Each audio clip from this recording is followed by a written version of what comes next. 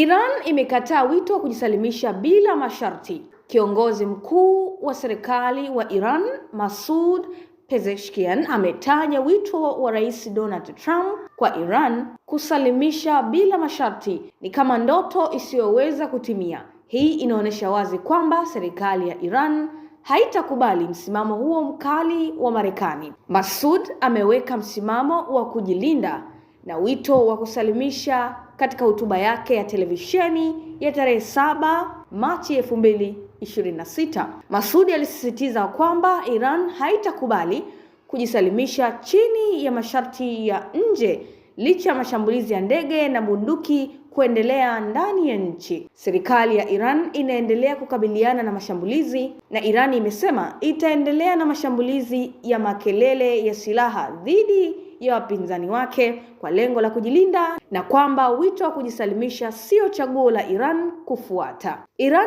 imeomba msamaha kwa nchi jirani lakini haikukubali kujisalimisha. Pia ilitoa msamaha kwa nchi za Ghuba juu ya mashambulizi yaliyofanyika bila kukumbatia wito wa kujisalimisha. Akasisitiza msimamo wa haki za Iran za kujitetea badala ya kulazimishwa kujisalimisha. Ripoti za vyombo vya habari zinathibitisha msimamo huu.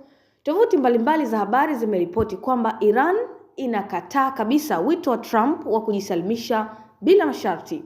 Badala yake inalinda msimamo wa kujitetea na ulinzi wa taifa.